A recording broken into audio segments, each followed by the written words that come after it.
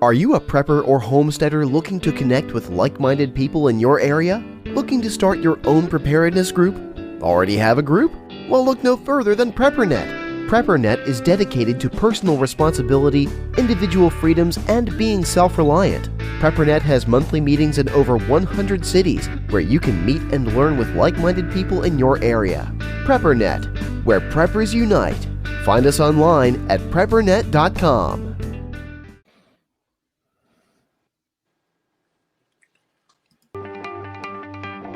Survive, thrive, stay alive. It's time to get prepared with the Prepping Academy podcast.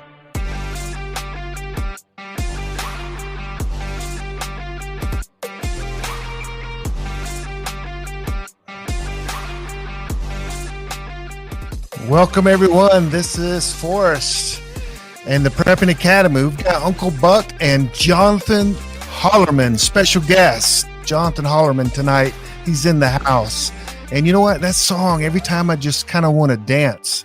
And then I think people are watching me and maybe I probably shouldn't dance to the tune. But hey, welcome. What a special night tonight. I've got, UncleBuck's always, he's my host here, my co-host with the most. Hello. And then we got special guests. We're just going to start off with Jonathan Hollerman. We're not going to put him in the green room, bring him up. We're just going to go. He just has released a book. We're going to be talking about that. And I've read the entire book. I read it in a whole weekend. I had to, and I had to read it on an electronic device too, which that's hard to do.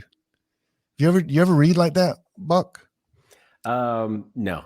It's difficult. It's the good news is you could highlight, right? You could do the highlight and then have it read back to you.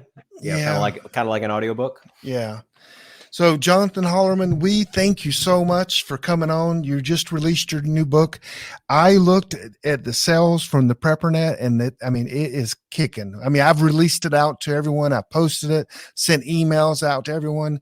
And this, right now I'm counting about 1.6 million copies have been sold. So, no, not that, not that many. Hey, but welcome to the show. Hey, thanks so much for having me. Thanks so much for the email blast here over the weekend. It was great.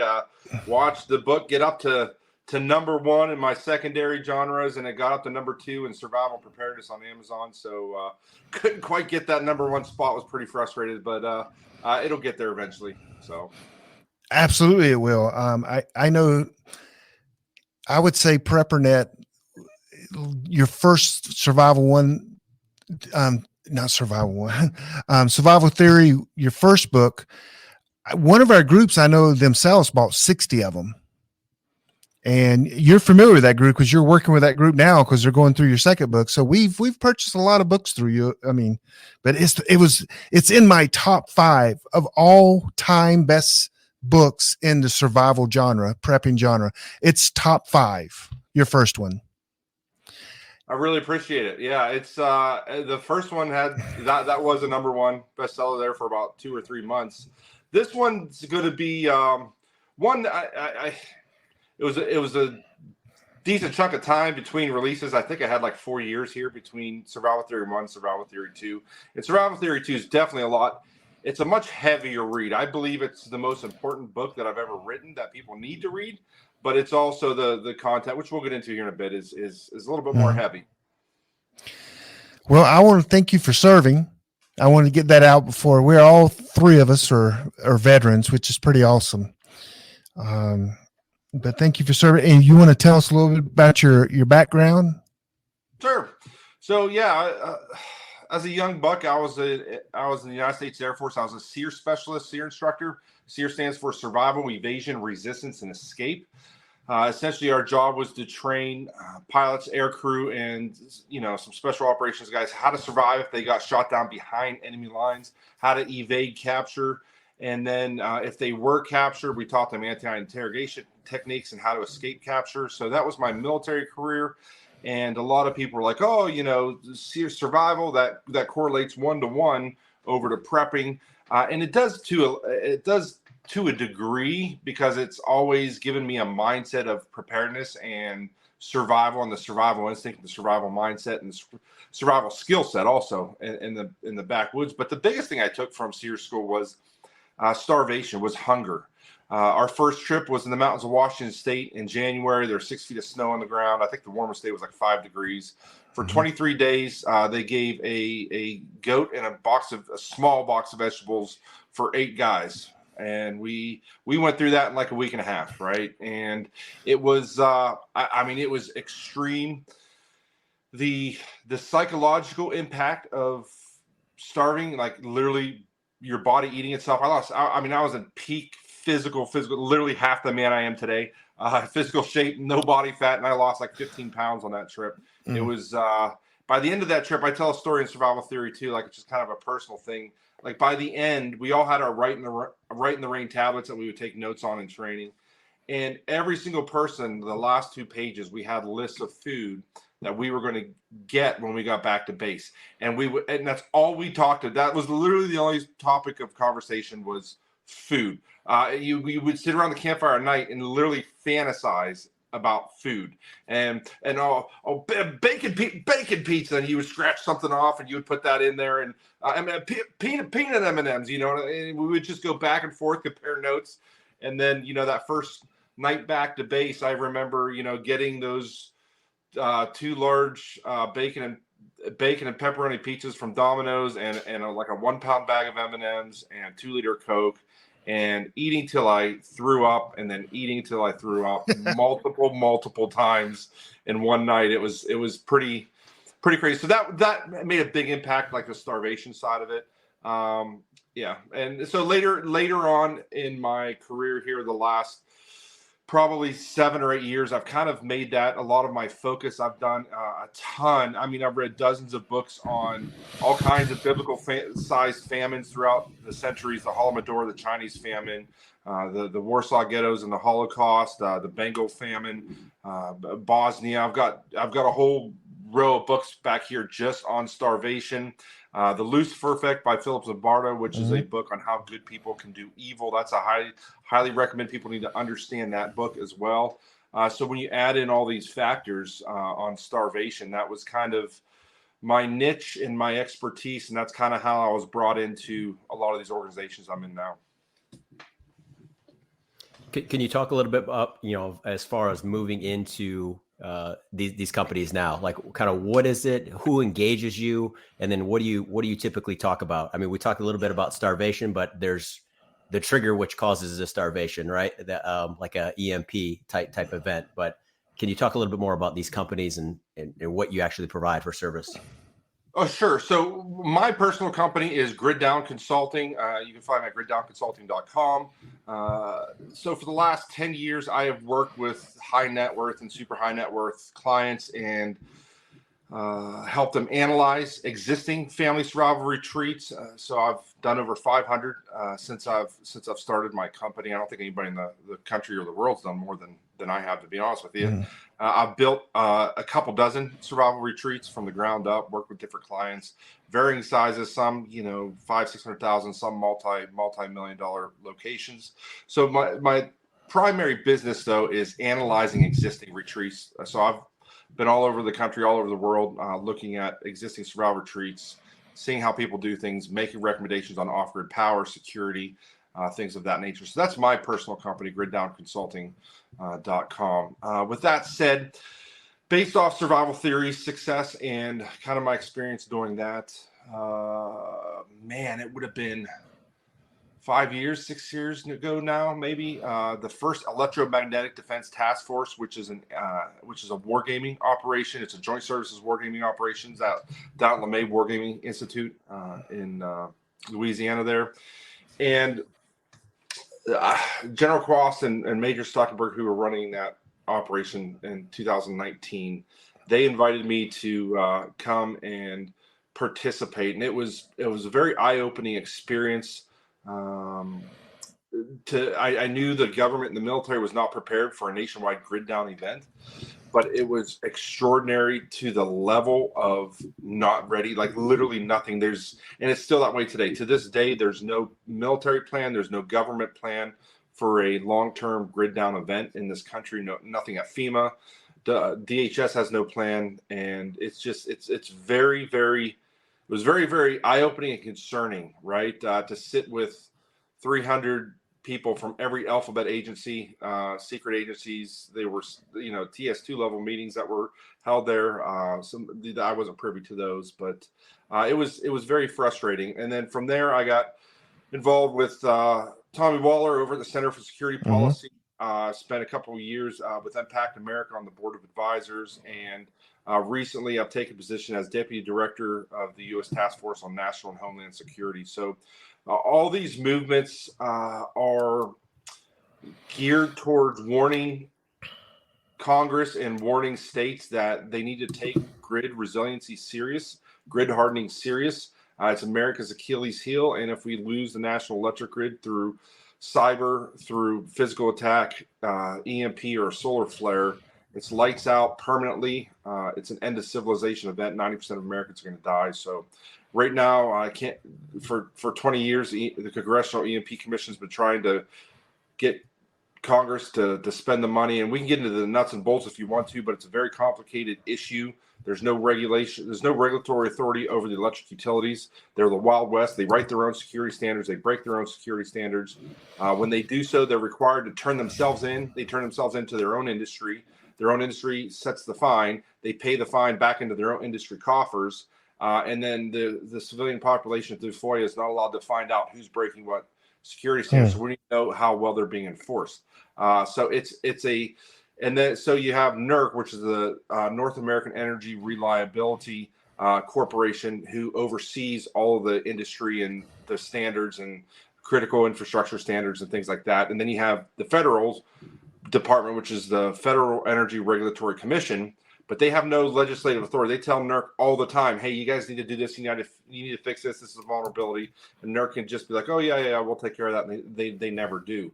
So, and then we find out that, like, I think 3 of the 4 FERC commissioners right now all are lawyers that came from NERC in the electric utility. The electric utility lobby is embedded in DHS. They're embedded in the DOE. It's a revolving door between industry and the government. So every time we get a bill up there in Congress to try and get it passed, it just gets crushed. The utility lobby, they've spent over $1.2 billion in lobbying just the federal level the last 10 years. They're fighting tooth and nail. They do not want regulated.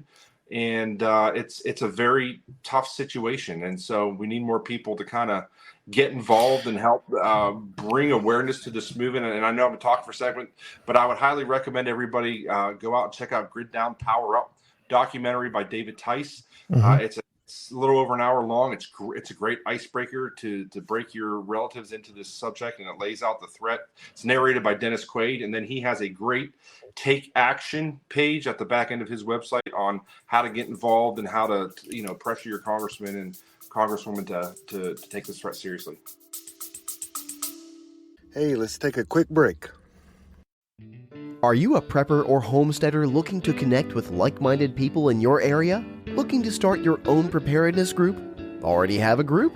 Well, look no further than PrepperNet. PrepperNet is dedicated to personal responsibility, individual freedoms, and being self-reliant. PrepperNet has monthly meetings in over 100 cities where you can meet and learn with like-minded people in your area. PrepperNet, where preppers unite. Find us online at preppernet.com. So I want to back up just a little bit. We're going to go into more of what you just said for sure. So, I want to know a little bit more about you before we get into all that, because we're going to go there. We're going to go deep. Matter of fact, I'm going to tell everybody how I gained 5 pounds by reading your book. So you in the military, how did you get the prepper mindset? Was that before military, during military? And then when you got the mindset of survival, meaning surviving you and your family, how did you get involved into, because I mean, when you lead the military, you just don't go into the EMP commission and start, socializing with, Dr. Pry and all these big time thinkers and the former CIA director and all this, but you went from somehow a little country boy, I can imagine, I'm not sure where you're from, through the military. And then all of a sudden you are with, the CIA director, you're with, Dr. Pry, all these very high level thinkers. How did that entire transaction happen? Sure. So yeah, out of the military, I wouldn't say I had a prepping mindset. In order to have a prepping mindset, you have to have a reason to prepare. If anybody's storing up food and water in their basement for no reason, they're kind of crazy, right? So there was a period of time there. I started a business. I had a company flipping houses, and I owned a couple businesses during that time period. But then I read a book called 1 Second After. I think this was back around 2006, if I remember correctly. It's right when it first came out, William Forrest. And if you haven't read it, great book, by the way. And it was a really fascinating book. And I'm like, EMP, what the heck's an EMP? And just the analytical type person that I am, I had to dig, and I went and I read every EMP commission report. I read everything I could put my hands on, and realized that this wasn't some like sci-fi magic thing. This is real. This is it's America's number one threat to this country. It's America's Achilles heel, and nobody was really talking about it. And to my opinion, nobody understood it, because then I started reading other kind of what you would call EMP fiction books. And I grew very frustrated, because a lot of the people that were writing EMP fiction, they grew up in the richest country in the world. They never starved a day in their life. They didn't understand the stories they were writing based around, a year without electricity in this country or longer. They just didn't jive with my experience with hunger, right? And my experience with starvation and Right. putting people in that environment, right? So what I did was I essentially said, you know what? I'm going to write my own book. Okay. Now, this is a kid that hates English, right? I mean, I got a college degree, but I like, when I hand my book into my editor, like, I know she cries every time I get rid of my book. Like, I think we're a lot alike there. Okay. So I wrote the first book, EMP Equipping Modern Patriots, right? And that's a fiction book. It was kind of laid out with some of my plans at the time, and some of the things that I was working on, and changed names of places and things like that. But so I wrote that book thinking I'd sell 10 or 20 copies to my military buddies, or, somebody, in there would buy. And when I published it, I self-published, and I sold I started to sell like 10, 15 copies a day. I was like, hey, that's pretty good. That's pretty cool. And I went to hunting camp for a week and a half. So it was around hunting season. I went to hunting camp, didn't have internet, kind of off grid. And towards the end there, I think we went to a restaurant or something. I pulled it up, and I was selling like 150 copies a day. And then it just kept going up and up and up. And it ended up becoming a bestseller in post-apocalyptic and dystopian and genre, and a couple others. So that book really, to be honest with you, put me on the map. And it's not because of my writing prowess. I am no Stephen Shakespeare. Okay. I just, it's just a matter of, I think people resonated with the ideas that I was putting in the book. Okay. So that kind of put me on the map, man. That was 2007, 2008, maybe. I'm trying to remember, but it was a while back. It was 10, 15 years ago. So that put me on the map, and that started leading me. I started getting people reaching out to me saying, hey, can you help me prepare? Can you help me do this? And it kind of grew where I was just like helping by word of mouth here and there. And then eventually I started Grid Down Consulting about a decade ago. And then it just took off from there. And I've written 3 books in that fiction series now. And then Survival Theory 1, which was 6 or 7 years ago. When that hit, that really boosted my business. And it kind of took it to the level where I was flying all the time. I was going all the time. And, all these construction projects going. And I'm only one guy. So it was kind of tough on the family life there for a short time. And I decided to kind of take a step back from that. So now I only work with about 8 or 9 clients at a time. I only really work with, clients that have the money to really, pay for the things that need to be done, because and that's why I write Survival Theory 1 and 2, to kind of help people that are on a budget or can't afford a multi-million-dollar retreat. The poor Kind of people. give them options, The poor people. That's the ones I work with. normal people. Yeah, okay, the normal. That's the ones I work with. And thanks for giving me because everything's you mean I got to buy a gun too? So can you go a little bit into an EMP and describe the nature of an EMP? And I think even in the book it goes by, and I'm probably saying the right words, but like levels, like an E1, an E2, or an E3. What is that? What are those? And then like what does that do? What are the ramifications of an E1 versus an E2 versus an E3 EMP? Okay. Sure. So E2's similar to your standard lightning. So I mean, most houses, E2's not going to affect a whole lot because most stuff has lightning protection, or your home has lightning protection. So we're primarily going to focus on E1 and E3. Okay. So when an EMP, which is a nuclear weapon, and I'll discuss a super EMP because that's what most of our enemy nations have today. We've known about the effects of nuclear EMP detonated in the atmosphere since like 1981. And a lot of people really hold the mill standard 188-125. They wave that around, say I'm protected to this. Well, they don't realize that those standards are 45 years old now, and military has changed and increased those standards based on new information in the 2000s. We know that Russia and China and North Korea all have super EMP weapons, which are actually smaller nuclear weapons, but they're more focused and they're more directed gamma radiation back down to Earth. So it's detonated around 300 kilometers over the center of the country. They can be launched from a shipping container off the Gulf of Mexico, from a submarine. There's multiple ways you can put it. You could put if you were able to sneak a nuclear weapon in through the ports or through the coast somehow, you could put it on a weather balloon that you buy off Amazon, put a turkey timer on it, and detonate it that way. I mean, it's not high tech, so a lot of people think that it's not a serious threat because we'll see North Korea launch it and it'll take 4 minutes to get here and we'll shoot it out of the sky. That's not how it's going to happen. It's going to happen from the Gulf of Mexico, and there's no missile defenses to stop it if somebody decided to do this to our country. So, well, thanks for telling them. So, oh, they know it. Okay. I have Dr. Peter Pry has. There's a book down here from the EMP Commission in 2017. They released, I think, 17 reports.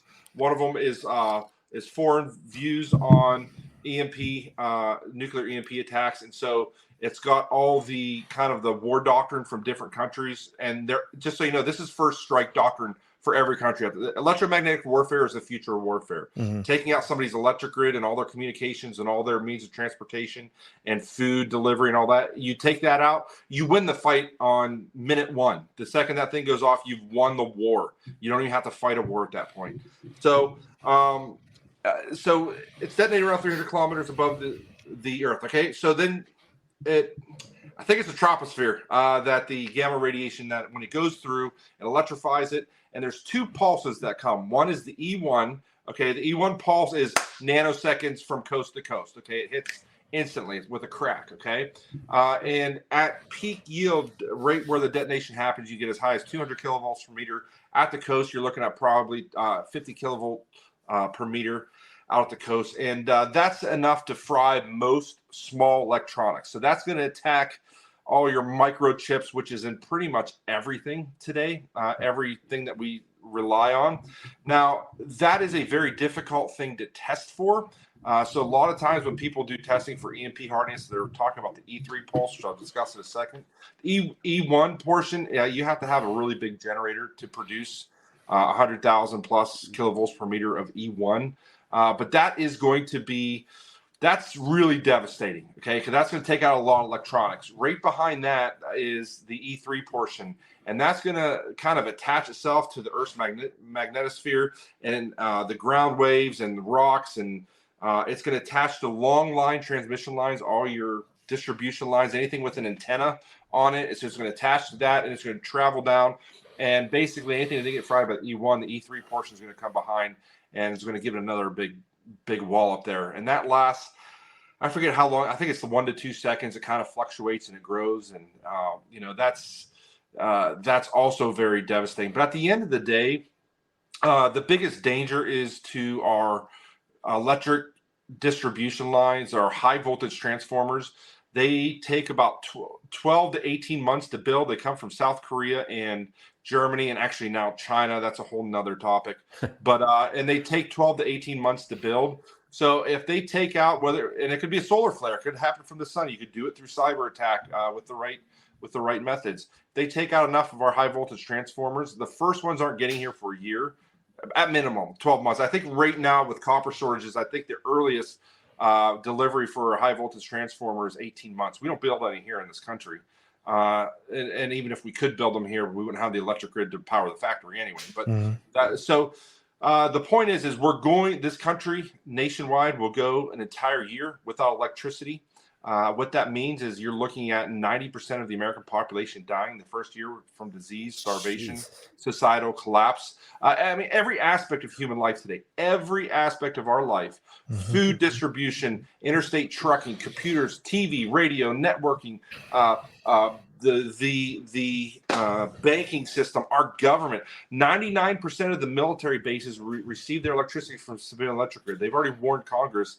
In the case of the civilian electric grid coming down, the military has 48 hours of backup diesel power generation on the average base. Okay, Cheyenne Mountain, our nuclear triad, they're protected. But outside of that, it's the military, and it's in the report that I have. The military runs out of food within 2 to 3 days, just like the American people. It's every man for themselves. There's no government plan. There's no military plan. It will dissolve into warlords and. Will my Amazon app will work on it? My Amazon app would still work on it. No. Oh, the Amazon servers are going to be down. Silicon Valley is going to be down. No TV, no internet, no nothing. Okay, I got a question. I'm not going to mention this individual's name, but you know who I'm talking about. States that it's not going to be as bad.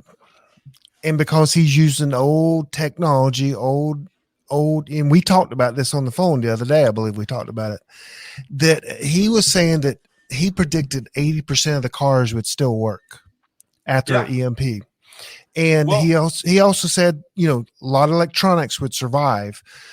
You're saying with the bigger nukes now, and a lot of that stuff is not really true anymore. And you were also, I want you to get into, because we're talking about that, all this is these Faraday cages. Sometimes we see that people make are just about useless. So, right. Okay. I'm setting you up. I mean, that's what we were talking about the other day. Right. We need the truth. That's why we got you. This is a very complicated topic, but I have been to most InfraGard meetings. I've had one-on-one meetings with the engineers from the EMP Commission. I'm not going to name names either, but some of the guys that wrote the original algorithms for the 1981 Mil Standard reports, and they're still doing military standard testing today. When I bring up, I think the most popular EMP Faraday cage video on YouTube has 450,000 views at this point. It's a garbage can. I think it's like Mormon Prepper 101 or something, and there's a weed whacker in the background. And I watched that one. Is putting a battery powered radio down there, putting the lid on because it lost signal. He said that's EMP proof. And I actually showed that to one of the engineers from one of the big facilities, the military test facilities. They laughed out loud. They said, "Well, man, we spend all this money for military testing. We could have just got garbage cans to put stuff in." So here's the thing. Again, I mentioned briefly 188-125. It is still considered it's unclassified for a reason. Okay, the average Joe, you can go down there, you can download the EMP hardening standards. And so anytime that I see all these people, they're like, we're tested to military standards. Well, that standard is considerably lower. So that standard is 50 kilovolts per meter. Okay. We now know that the Russian Chinese have super EMPs that can produce up to 200 kilovolts per meter. Okay. And the military had to redo the hardening standards. Okay. I think you remember in Bob administration, they spent, I think, $4 billion on Cheyenne Mountain, rehardening it, and nuclear triad, and some of our missile defense systems and stuff like that. So, but that's TS2. That you're like, I don't have access to that. Like, I know it exists. but nobody has asked. And that's part of the problem with the electric industry. The utility industry is like, well, they don't have top secret clearances to find out what the military is hardening to now. So they're claiming, oh, we can't do it anyway. But so I guess my point is you have to be very careful what you. I would say I would tell you that 95% of the EMP advice on YouTube is just wrong. Okay. Now, with that said, if you take a garbage can, line it with cardboard, make sure you have a good seal. You seal it up. You put some stuff in there.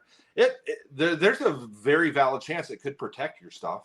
Okay, but there's no guarantee. That's not. So when I have clients that we build, get their bunkers and we put like chest style freezers that are from Holland Shielding or one of these big companies that build 100 plus decibel products for like actual real fair. I mean, they're $10,000 a piece. There's a reason why it's very expensive. If you want to do it yourself, the safest way the most reliable where you can sleep at night knowing that you're 99.99% protected is 3/16 inch plate steel, double welded, and then die tested to make sure you don't have any penetrations in there. And then have 100 plus decibel gasket, seamless gasket. So you have to get it custom made from like Holland Shielding. You don't just put 4 pieces down. You butt the ends. It's got to be a seamless gasket all the way around. Make sure you have good compression. Are you sure to test that with just an FM radio, dropping it down there, that $10,000 Faraday cage? That's how in they the cardboard test box. it? Yeah. I don't think it's going to get a signal. Of course. So you say that we might need to. How about like trash? Let me okay. real quick. Okay. Let me finish one more thing. I realize 99% of your audience can't afford a $10,000 chest freezer to put their fancy electronics in. Okay, so nesting is good. Okay, you can buy the ESD bags, electrostatic bags, the Faraday bags. Okay, they're kind of like Mylar.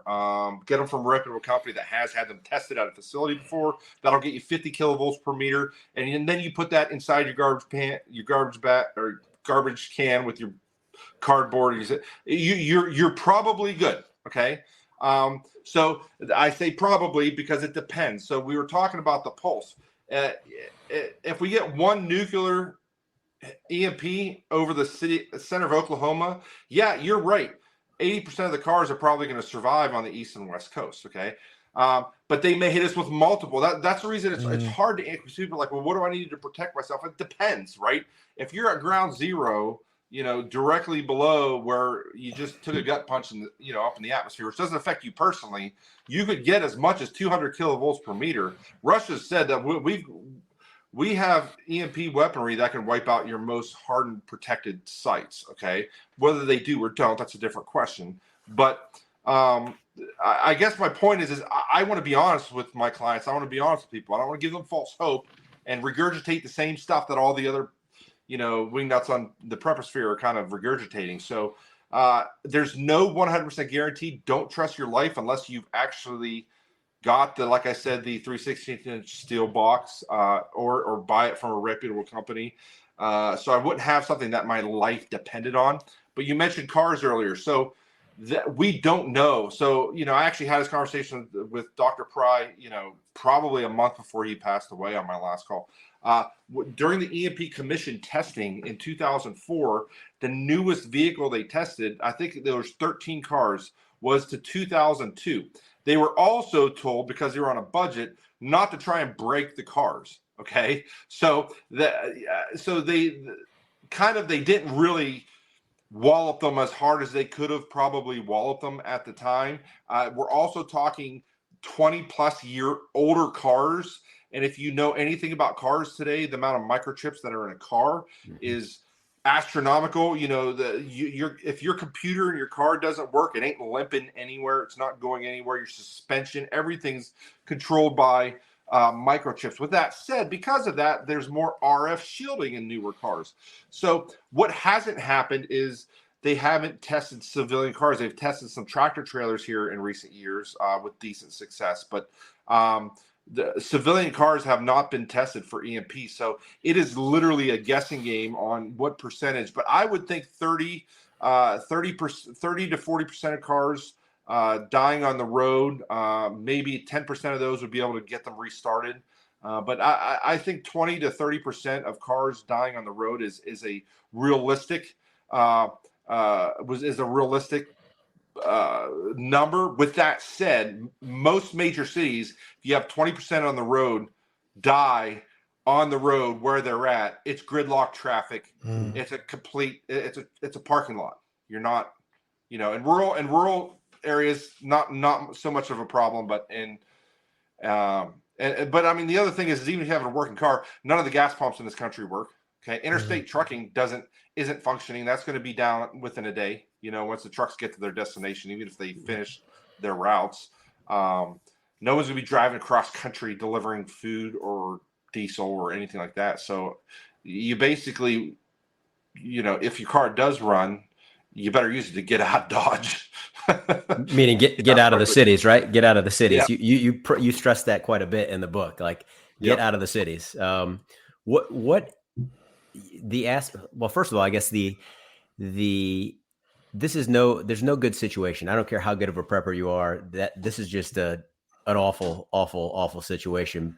You mentioned a lot in the book on like mindset, like where your head needs to be in the event this does happen. Pray to God it doesn't, but in the event it does, how important is that mindset and being able to adapt, adjust, overcome to just whatever gets thrown at you? Can you talk a little bit more about that? Yeah, the OODA loop. Yeah, so a kind of a common philosophy, a kind of a common mindset in preparedness is always just start easy. You know what I mean? Get some bottled water, buy a couple cases of MREs in Mountain House, buy some candles, right? Prepare for the next hurricane. Start for something simple and then slowly work your way up to preparing for the next big thing and then the next bigger thing. And you'll never get to EMP. Okay. Preparing for an EMP or a grid down event is extremely difficult. And I'm not stressed. I can't stress it enough. It's going to be extremely difficult when 90% of the population is starving to death, dying, killing each other. It's going to be very difficult to survive that scenario. A little bit of luck. Okay. Planning goes a long way. If you have a location tucked away and you can avoid people for a year, that's your best chance of living. But to go back and answer your question, my philosophy is you have to wrap your brain around the worst case scenario. Even if you can't afford to build a retreat, wrap your brain around what life looks like after a nationwide grid down event. Because you could get that from a serious pandemic, not this thing that we just experienced. I'm talking about one of the other ones that came from the same lab that had a 20% or a 40% death rate, not a 0.03% death rate. When your kids start dropping dead, you ain't gonna have to shut the country down. Ain't nobody going to work. Nobody's going in anywhere if you have a 20% chance of dying from this thing, young or old, right? So that could shut down the country. It shut down interstate trucking. It shut down the everything. So I guess my point is if you're mentally prepared and you come up with a game plan and you prepare to survive an extended long-term scenario, any of these other things are going to be a breeze. But I see so many people like they hear interview like this. They hear me, talking about the end of days and they're freaked out and they go out and they do their own research and like, holy cow, this nut job was actually real and this is a serious threat. Next thing you know, they run out and they start cashing in their kids' college fund and buying a whole bunch of stuff and they're buying the wrong stuff and they're listening to people that don't know what they're talking about on YouTube. Because they've got an expensive camera and they're funny and they have a good personality and they make high quality content and YouTube pushes them up their algorithm. But I mean, I've literally had conversations like, I want to be careful. I don't want to dime this guy out, but he had the top website for preparedness. We'll call it bug out bag gear and stuff like that. The number one website for that was going back and forth. He wanted to do some joint like advertising and I saw some of the stuff he was recommending. One of them was a Becker, was a BK2 K-bar knife, it's a fantastic knife. I actually own that knife, but I mean, it's a pig sticker. It's 18 ounces. It's a 1/4 inch thick. And he was like stabbing oil drums and oil barrels. And saying this is the best, prepper knife ever. And I was just kind of like, I understand where you're coming from, but I could literally, for 18 ounces, I could carry a cold steel SRK and a silky saw and get a lot more done with 18 ounces than that big pig sticker you got. But anyways, so I asked him, I said, have you, and he was like trying to chop down saplings with a knife. I'm like, you're using the wrong tool for the job there, dude. And so like he was batoning or whatever he wanted to call it. I don't know. But so I asked him, I was like, what's your background? And he was like, literally, I've never been camping. He literally said I stayed at a Holiday Inn once. Like, he's just a great marketer. I mean, he stepped into this industry, and you can read on Vice and different places. There are ghostwriters. There are a lot of people writing in this space that literally think we're a bunch of kooks and a bunch of weirdos, but they make money because it's a niche market. It's a business. Yep. It's a business. Yep. So I remember almost 2 years ago, you were a keynote speaker up in the mountains of North Carolina, and we went out to eat, and in the parking lot, we stood for hours. I mean, hours afterwards. I don't know what time it was 4 o'clock. It was very late. We closed the bar down first. Yeah, that was earlier. And we stood there in the parking lot. It was me, you, and Charlie Hogwood. Mm-hmm. Yep. And we stood there and we had some of the best conversation ever. When I got home, that evening or whatever time it was in the morning, I couldn't figure out I'm like, am I depressed? Because all we talked about was what would really happen if this stuff went down. And I don't know. I won't say that I was the intelligent guy there, but it was one of the most fascinating conversations. 3 guys that I would say, I'm making this up, but 60% of all consulting in America, which groups were right there. Because Charlie has done, 300-400 groups. I've done several, and you've done what you've done. And I was thinking, wow, this is the 3 right here that I know of that have done more consulting than anyone else when it comes to putting together groups. But man, it was a fascinating night. But I know that I think we didn't even bring chairs out, did we? We just stood there, and I just know that we had to go back, be there at 8 o'clock in the morning, and I'm like, it's almost getting light out. With that said, your first book, Survival Theory 1, is in my top 5 books of all times, and that's put up against Joe and Amy Alton's medical book. You just got to have that. That's a book you've got to have. And also the SAS, survival handbook, that book. Everyone needs that book. Your Survival Theory 1 is one of them books because it's the mindset in there. You do put tools in that one, a little bit different book than your second one, things to buy and things. But one of the things I called you after I read the first one, I said, you're a brother from another mother, because everyone, all preppers, all they do is talk about guns and running. And you said in that book, when you're in a gunfight, behind you are the people you're protecting. So every bullet miss, it goes up and hits them or the house, or the property, or the things you're doing. I'm like, oh my gosh, this guy gets it. So Survival Theory 2, a little bit different book. And I think I text you or told you when I read the first, we'll say, third of the book, I gained 5 pounds because you give you give facts. People don't work with facts. You were given facts about starvation, about when I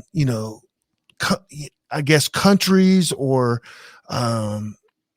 when they lose their food supply and people starve, and you even mentioned in, I don't know what country they were eating mud, and then they were and they were softening their shoes or leather and eating the leather, and I'm like, I gotta eat.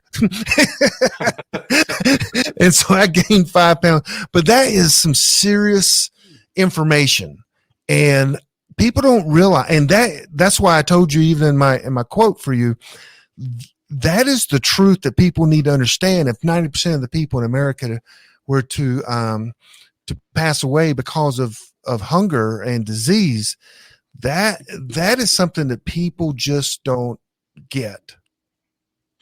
So it's that is the God's honest truth is I am not popular. I am not the guy, the upbeat guy that everybody, when I get done giving a presentation, people want to like go take a hard We're gonna all drink or die. something, I'm not a ray of sunshine. I'm a one-trick pony because this is kind of my wheelhouse, and I'm trying, and you've been alongside with me trying to scream this from the rooftops, is that 99.99% of Americans do not realize the gravity of a nationwide grid down a threat. The likelihood, I'm surprised it hasn't happened already.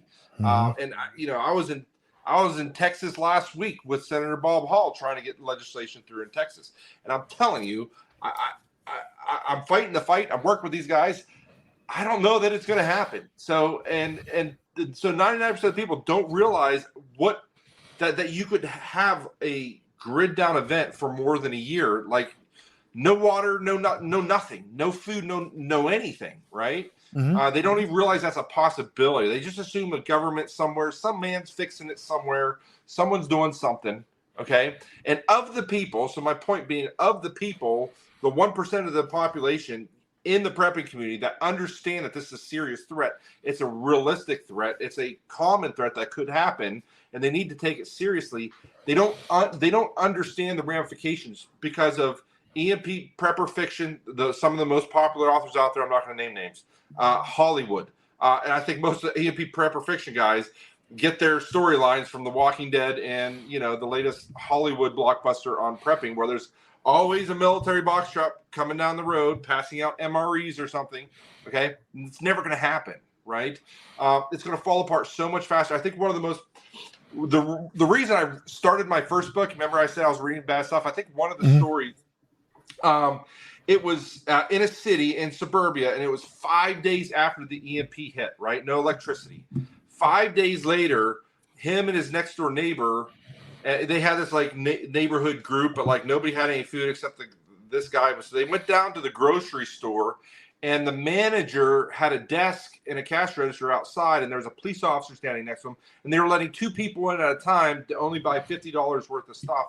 And I'm sitting there thinking, I'm like, this just doesn't make any sense to me. Like a manager has 5 days in, there's got to be rioting and looting at that point, right? Yep. That manager, there's no such thing as money anymore, right? That manager has no vested interest in that store. She's a 9-to-5 employee. She probably doesn't have health insurance.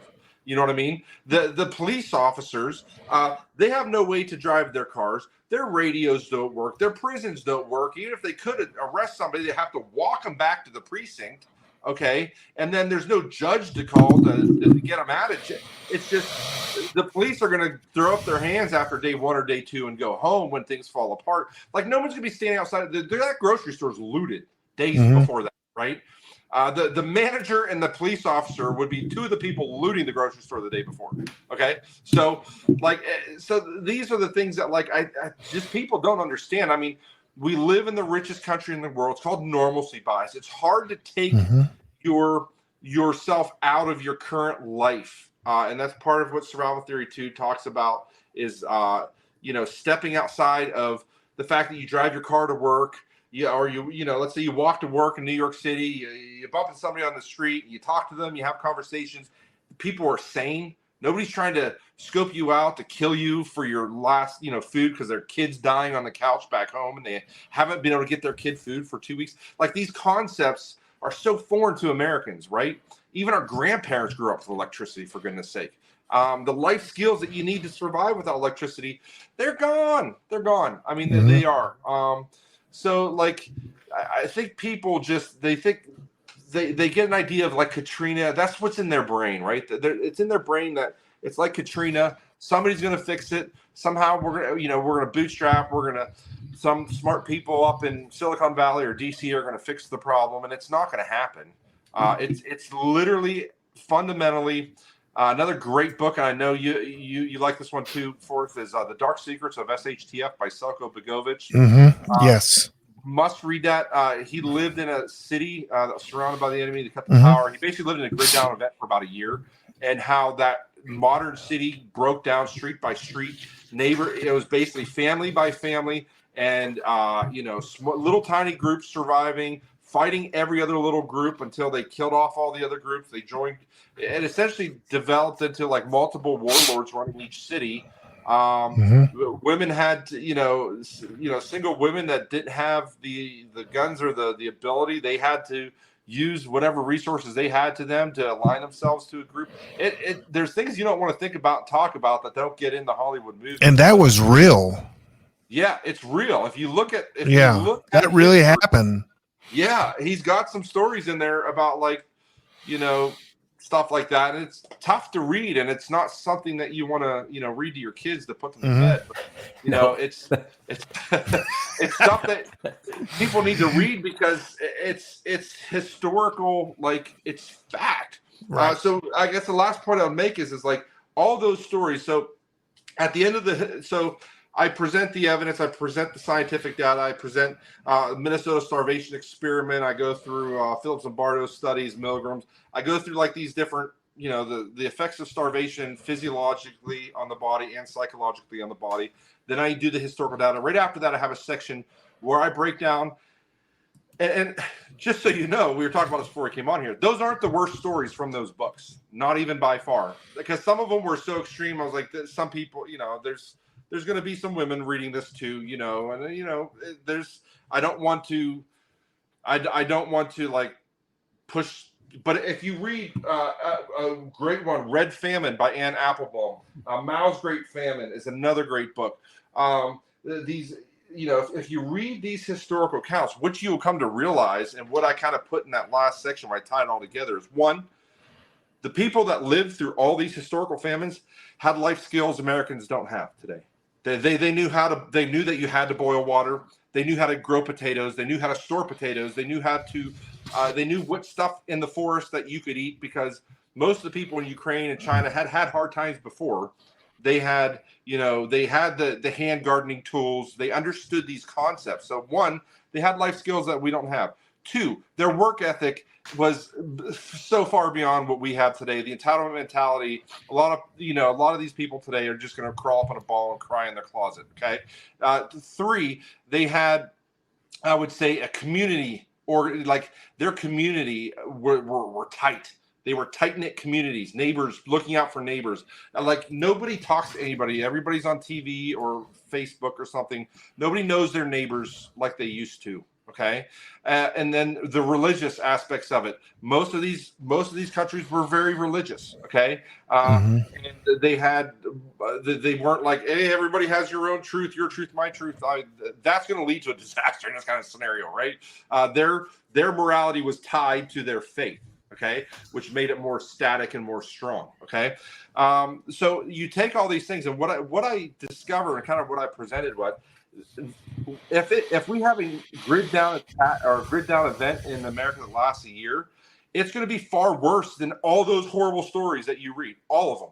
Because one, you look at the Holodomor in Ukraine and you look at the Chinese famine. Both those situations were extreme starvation, extreme human desperation. But there was still rule of law. Stalin and Mao, I mean, if you were caught sneaking into a city to get food, or if you were caught hoarding food, it was a death penalty. Like you were put to death for breaking any of these laws by stealing or holding back food that you were supposed to be giving up or anything like that. So the rule of law was still in existence. There were still judges. There were still courts. So some of the even more crazy atrocities that could have happened in those areas didn't, because people were afraid of getting caught, right? So you had rule of law. And if you look at Bosnia and, Selko Begovic and his situation, you didn't have as high level of starvation. You still had starvation. People were still eating maggoty food that they would find in refrigerators, but they got the occasional food drop. The warlords snuck some food in once in a while, and they were able to barter for it. So starvation was lower, but there was no rule of law.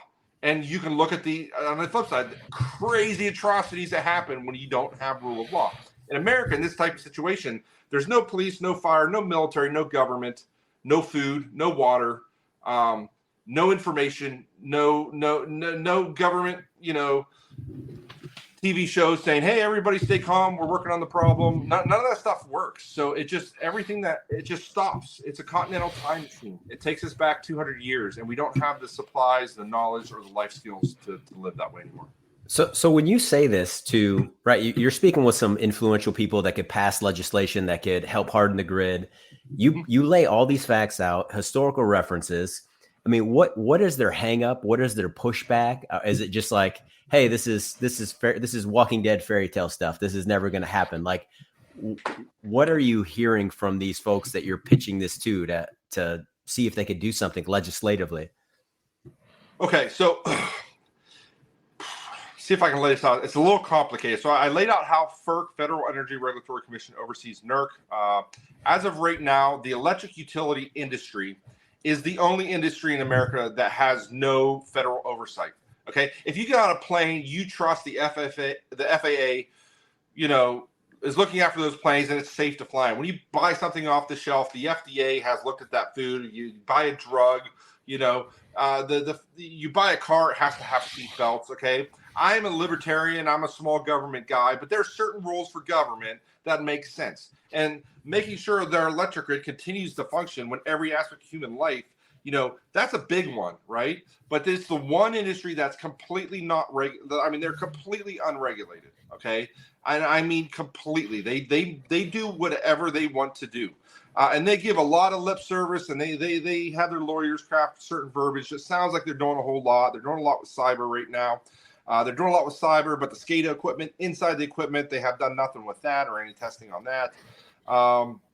So basically what you have, okay, let's look at Texas. What was it? I think 245 people died in Texas during the ice storm, okay, recently. If I remember, I think it was 243 people died, okay? A lot of people don't realize that same thing happened in 1981, okay? They had an ice storm in 1981, lost power, and a bunch of people died, okay? And everybody just assumed, wow, a bunch of people died, man, they're going to take it serious now, they're going to fix this, right? And they never fixed it, okay? And then it happened again. To put it in perspective, the Great Northeast Blackout here, what was it, a decade ago or a little longer than that? A bunch of people died there too. Was caused, I think it was like 15 years ago, maybe 20 years ago now, but it was caused by a down limb. One limb falling on line, shorting something out, and it cascaded, boom, the whole thing goes down. So the FERC, which has a regulatory authority, told NERC, hey, you need to come up with a solid vegetation plan for your companies. It took them 8 years to come up with a vegetation plan, which we don't even know how it's enforced at this point. We're not allowed to see who's breaking it or not. So if it takes them 8 years to come up with a vegetation plan, we're talking about them protecting against, an electromagnetic pulse. Okay, it's a very complicated thing. They don't want to spend the money. They want the government to pay for it. The problem is the government will pay for it, but the government, if they pay for it, they want to be able to look in and make sure you're spending this $10 billion to fix this stuff. And right now, accountability, exactly right. So the problem is one, they don't want the government having that authority because that opens all kinds of boxes now. Because now the government could be looking into all kinds of things. Because again, there's 3,000 utility companies that kind of do whatever they want to do. Okay, some are real big on security. Duke Energy's real. I think Duke Energy. I don't want to start say names, but but some of them like have terrible standards. They don't do anything. They're messing everything up. But we're not allowed to low because it's national security stuff, right? And so what happens in Texas, and the big thing is if that legislation got passed, all of a sudden, for that to have happened, something had to have been broken or not done. Now you open the door to lawsuits. Okay, right now there's 240 people. They don't. It's an act of God, you can't sue them for this stuff. This stuff should have been fixed decades ago, right? But they don't want. Let's say so. They fight tooth and nail. Michael Mabee, if you Google Michael Mabee, Grid Security Now, he's the tip of the spear. I forget how many. I think thousands of FOIA requests he's filled out. He's got a lawsuit against utilities right now trying to get information. He's got a lawsuit. I think FERC or NERC right now trying to get information from them. He's put out so much. He's discovered so much stuff in his research. Command Sergeant Major Michael Mabee. And it's just at the end of the day, $1.2 billion. They spend more lobbying money at the federal government than any other industry outside pharmaceuticals. They spend more money in DC than big oil. Okay, they don't want regulated. They're a huge industry. They're big money behind them. So little guys like us, every time that, the SHIELD Act, the GRID Act, there's been multiple things that have come and they've gotten close in different states and at the federal government, and a big, couple dozen, $4,000 suits come walking into the room and they crush these bills every time. They never make it out of committee. I would challenge our listeners to. I know this report is an old report, but it was called the EMP Commission. What's the actual document that they produced? Congressional EMP Commission report to Congress, 2004, 2008. The big ones, the updated ones, are in 2017. Okay. The Foreign Views Chairman's report. I think there's 17 reports or 13 reports in 2017. But I want people to know that we the former CIA agent, what's his name? The head of CIA, Woozy was on this. And what's the congrherman from Ron Johnson? We've got Yvette Clarke in New York. I mean, this stuff in fantasy. But there's 3 or 4. Well, I want people to know that this 90 percentile that this the report talks about will die. These are high level people in our government, and their name. I mean, this isn't these crazy people at MIT. These are ex-CIA. These are congressmen. These are scientists. These are some of the smartest people. Put out this report. If the grid goes down, 90% of the people will die. And that's kind of scary. My question to you is, what if the Southeast goes down for 30 days? I mean, I've seen the video on YouTube. One of the best videos I've seen is called 70, or is it 9 Meals to Anarchy? 9 Meals to Anarchy. Yep. Yeah. It has historically about people losing food, but could it be possible that just sections of the power grid go down for extended period of times? Probably not. Okay. Through cyber, they could. I mean, you've got 3 power grids. You've got the Eastern Interconnect, the Western Interconnect in Texas. Okay. And the Eastern one and the Western go up into Canada. Texas goes down to Mexico. The problem is they're so tied.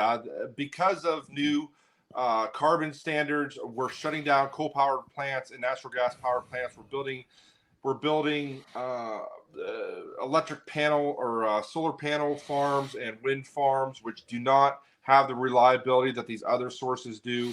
We're forcing more electric cars into the electric grid, which is it's ludicrous that there's no way we're going to have the capacity for that if they keep expanding the level they are. We're already talking about rolling blackouts are probably becoming more common because of everything's tied together. I mean, we're operating at peak efficiency, and to make it more efficient, it requires more microchips and computers in the grid. Okay, which makes it more vulnerable, right? So you hear this term "smart grid." We keep making the grid smarter, but it's making it more and more vulnerable to more connected scenarios. Okay. What's the probability, man? What is the probability? That's the question I've been dying to ask for the past hour. Like, what is the probability that this event occurs? And then, I know I'm putting you on the spot on this, man. It's probably not fair, but we got a lot of nation state actors out there that don't like us.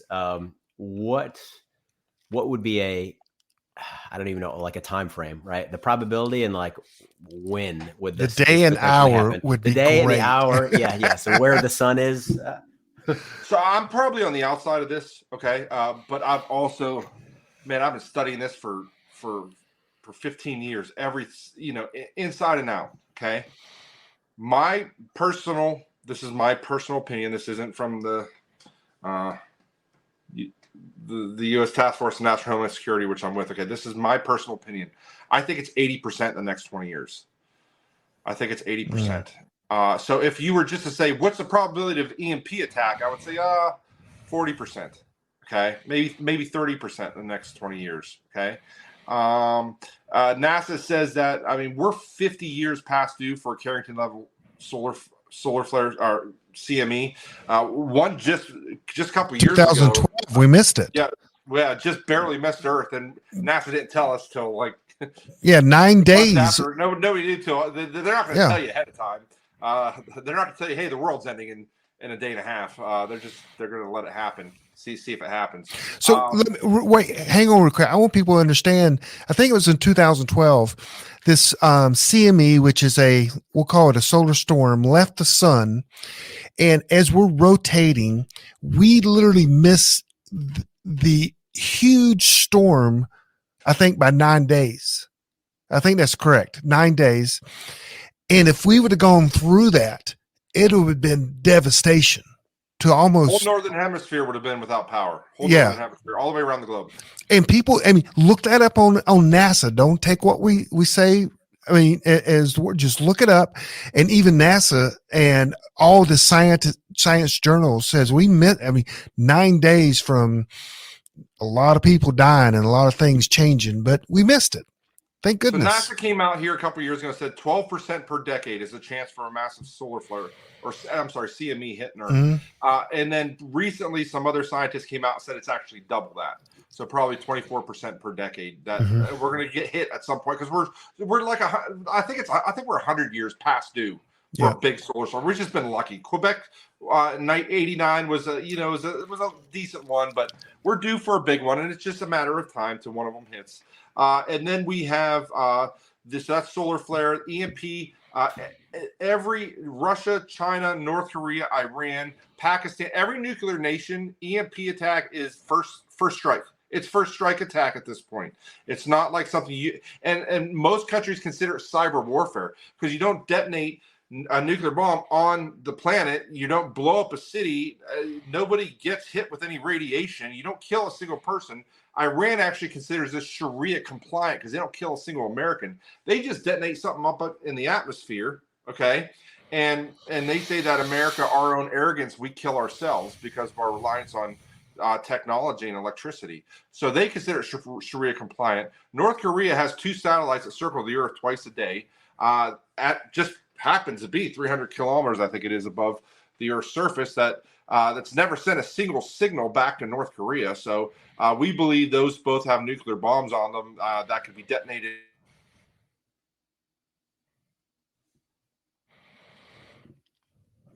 Did we lose them?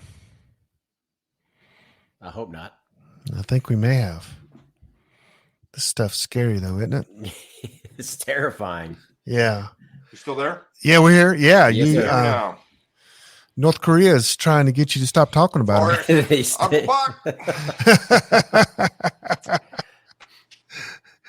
Okay, here we go. I'm back. Okay, yeah. You guys lost me. North Korea, all about North Korea, and then it all went. Yeah, okay. So they heard it's stopping you. Yeah, they're on to you.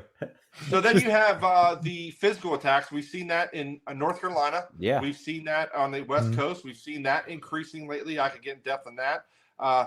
North Korea, Metcalf substation, we have no idea who did either one of those attacks. They're still out at large. And, and then the last one is cyber. So I think cyber's a big, huge realm. Joe Weiss, applied science, he's done a lot of work with this. He comes from inside the industry. He talks all the time how the high voltage transformers are very, very vulnerable from the inside out.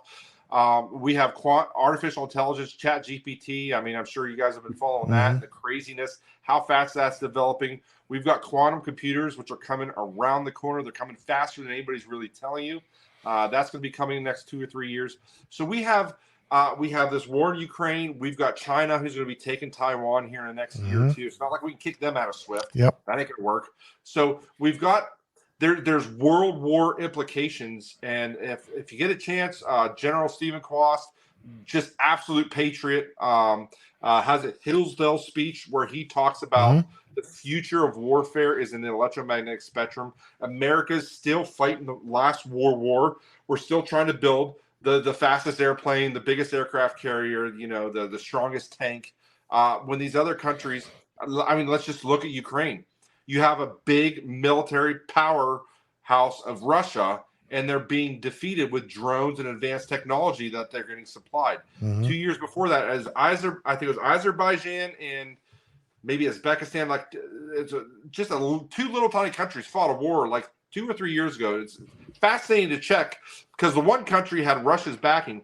They had jets, tanks, all kinds of artillery. This other little country was super poor. They had a fraction of the military forces. They went to Turkey, bought a bunch of drones from Turkey, and in 2 days they defeated this other country that was way bigger than them, way more military, in just 2 days, crushed them with advanced technology. So that's the future of warfare: cyber attacks, taking down countries' infrastructures, EMP attacks. That's the future, and unfortunately, we're like not catching on. I'm ready to start drinking whiskey. I'm a ray of sunshine. You start drinking whiskey. Hey, let's break out the whiskey. So this book, great book, by the way, and thank you. You asked me to write a quote for it, and I mean, it was hard to word the quote because it was so serious. The book is a lot of truth, and I mean, it's a great book. It's going to, I know Preppernet, we've, one of our groups have already bought a bunch of copies from you, or they're trying to, like 50 copies, I believe, but this will be a book that will be talked about for the ages because it's the truth about what every prepper thinks about in their mind, and they need to know, and they want to know the truth. It's just, we got to get people to tell them the truth. And you started the campaign. Yeah. You're plowing ahead. So, anything else you want to ask Uncle Buck? No, this is great. Yeah. For those of you that are listening, it's called Survival Theory 2. Take a look at it. It's on Amazon. Buy it, read it. Be forewarned, the first 1/3 is pretty intense, but there's a lot of good nuggets there towards the second third of what to do and how best to prepare, and thinking what the worst case possible scenario, so you're prepared for anything that comes below that. Yeah. Mm-hmm. The one thing I would recommend is don't dismiss it out of pocket. Okay, so if you read Survival Theory 2, I think you're going to be hard pressed to fight against the logic and the fact and the historical data that I put in there. Okay, but it's a common thing. There's a whole industry of what's called kind of urban prepping. Now, if you're talking about a little 2-week scenario or something like that, absolutely, that's great. But if you're talking about extended long-term grid down event, extended, societal collapse, pandemic level event, and you have to take the advice that I'm putting in this book seriously. Don't bury your head in the sand, because that's a common thing. It's like, wow, like this is flies in the face that everything that all these other preppers have been telling me on YouTube and the fiction that I read. This guy's like, this thing's like up here, and most of these guys down here, I can wrap my head around it. When bad things happen in the books or in the movies, it's always the bad guy doing the bad thing. It's not just some blue collar guy whose daughter's dying of starvation and will do anything to get that child some food, including kill his neighbor who he's been friends with for the last 10 years. Okay. So the concepts I lay out there, they're fact. They're backed with data and history. Don't put your head back in the sand. Accept it as truth, and accept that you need to reevaluate your survival plan of action. Okay. That it's going to be difficult. It's going to be a thing because you've built all these plans, and someone told you that you could build a 6-foot fence in suburbia and, spray paint your doors and windows, and nobody's ever going to know that, you're the only one on the block that's not getting skinny. Okay. Mm-hmm. That's not going to happen. They're going to figure it out, and they're eventually going to come by force. Yeah, you might, your SEAL Team 6. Okay. You defend your non-bulletproof house, the first 4 or 5 gunfights. Eventually you're going to die, and they're going to eat your food. So take what I'm saying serious. It's not going to be easy. It's not going to be comfortable, but make the necessary steps to wrap your brain around it, then make your plans accordingly. Yes. So tell everyone how to get up with you, how to get your book, when's your audiobook coming out, all the good stuff. Sure. So yeah, I've also got the next book. I know everybody's been bugging me on the next book of my EMP fiction series. That's been a long time coming.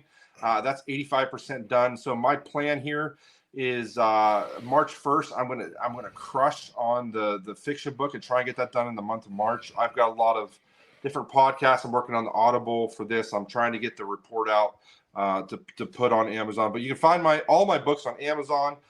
They're all available in paperback, Kindle, and Audible. This one's not quite ready for, it's still going through the process. I have another fiction book coming out. If you want to check out my website, griddownconsulting.com. If you want to follow me on Instagram or Twitter, it's at griddownprepper, and Facebook and Patreon is at Jonathan Hollerman. So yeah, and I'm also on Patreon a lot. If you're a paid subscriber, we do giveaways, and I do regular live Q&As and current events updates, and we put out a lot of different checklists and stuff that that's kind of how I address the people that fall. And out. just for the record, we may have a guy sitting in his bunker right now going, wow, I really like what Jonathan Hollerman's doing, and I'll buy his books, but he said he's on some kind of commission that is trying to change things. How could they get up with you there and make a donation or help you out in a way that could really impact America with your voice to the congressman and to people in power? How can they do that? Thank you so much for throwing that out there. So I am the Deputy Director of the U.S. Task Force on National and Homeland Security. We do not take private donations. We have to keep that separate because there's we petition a lot with congressmen and senators stuff. So that I don't know all the ins and outs of how that works with 501c3s, but we don't take private donations. If you can afford to help. So here's the thing. This is not a David and Goliath fight. Okay. This is like a Goliath and like a carpenter ant fight. Okay. The amount of money the utility industry has. I mean, they crush us at every corner, and every single person, I don't get paid for. So any of the stuff I do, traveling, this is all stuff I'm volunteering, trying to save the American population. Okay. I don't get paid for any of it. None of these guys do. Okay. If you can donate some money, even a little bit, Michael maybe is the tip of the spear. That dude is fighting the utility industry in the court system by himself with his wife's grocery money. Go to his Grid Security Now, Michael Mabee. That's Mabee.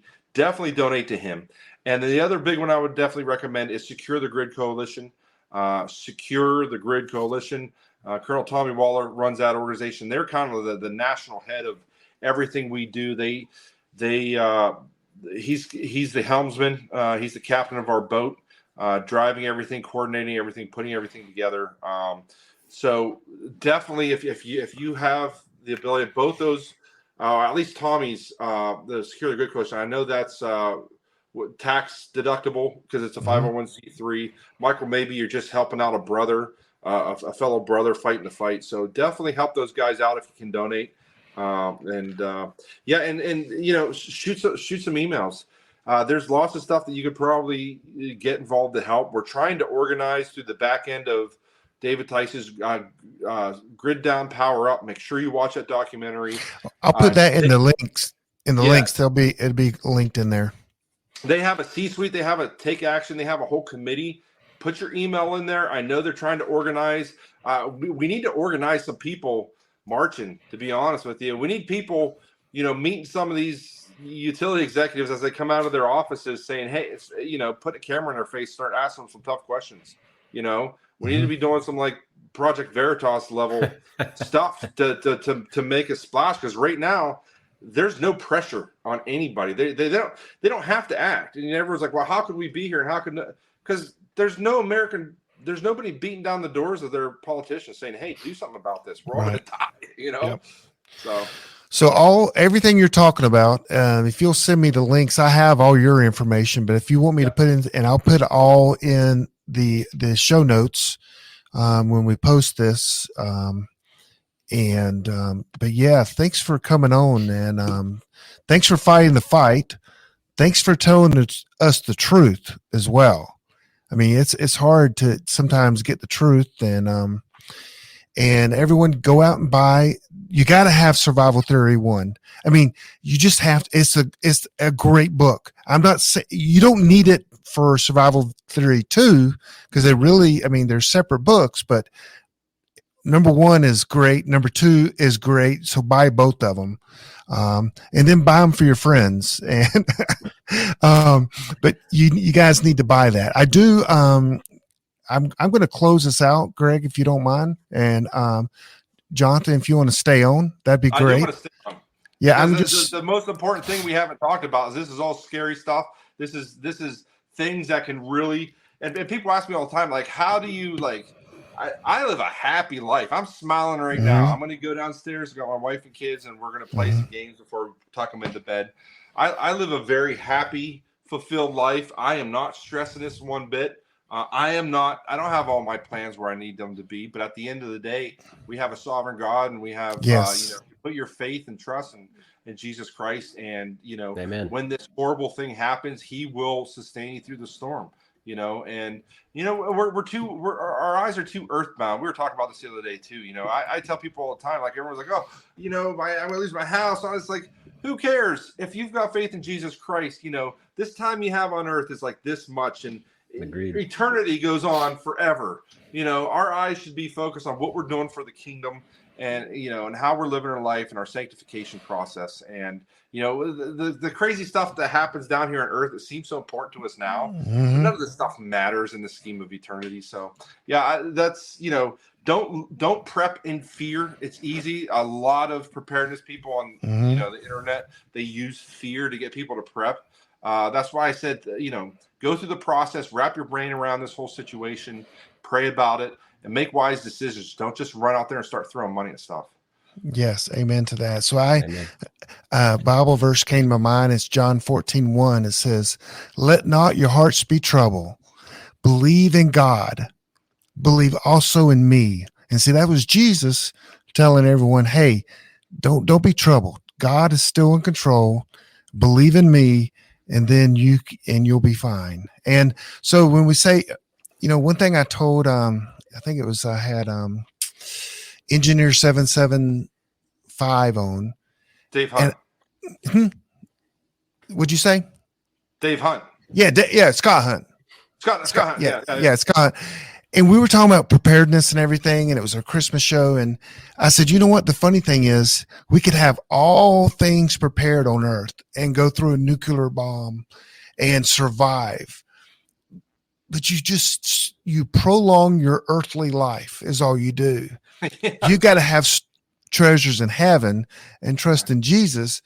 That's how you truly get saved from a nuclear bomb and other things. So I'm going to close this out. Hey, Dave, Forrest, we've also talked, though, but we're also called to provide and protect for our families, too. Absolutely. You can look at Noah. You can go through all through the Old and New Testament.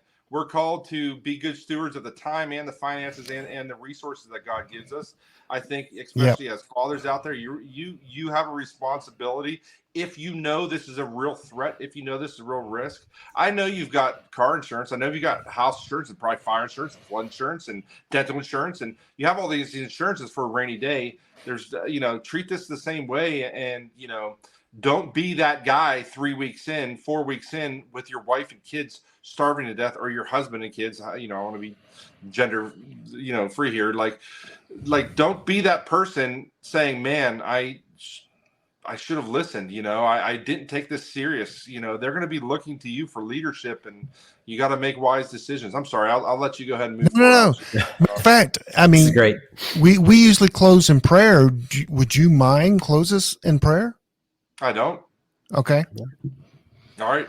Let's pray, guys.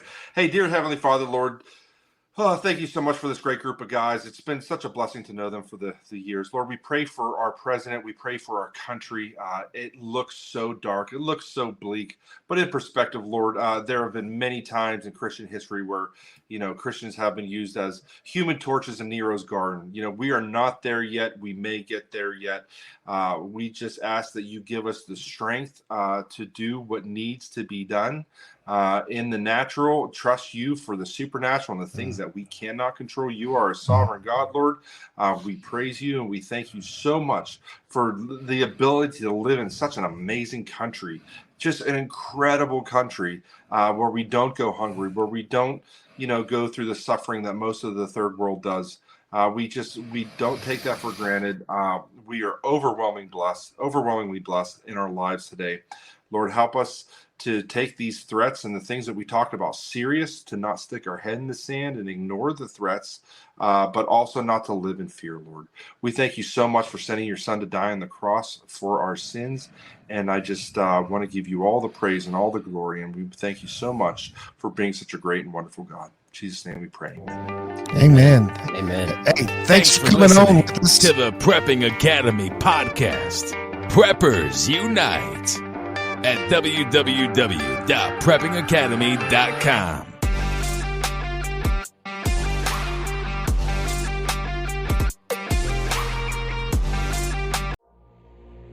Has your data been hacked? Do you feel uneasy about the vulnerability of your personal information online? Were you involved in the Target, LinkedIn, or Microsoft data leaks? Don't know? If not, then pay attention. Join Forrest Garvin from PrepperNet for a free webinar on privacy and security. Gain insights into safe internet browsing, VPNs, crafting online aliases, secure emails, detecting if your data has been hacked, and managing passwords. Secure your spot today for this webinar on privacy and security. It's free. This webinar delves into comprehensive strategies for bolstering your online privacy. We've got you covered, from fortifying your passwords to shielding your financial information and mastering state-of-the-art encryption techniques. We're offering 2 convenient dates to suit your schedule. Reserve your spot now at preppernet.com/privacy. Don't let cyber threats erode your peace of mind any longer. Take the first step toward a safer, more secure online experience by joining us for our free webinar. Remember, knowledge is power when it comes to safeguarding your privacy. Sign up now at preppernet.com/privacy. We'll see you there.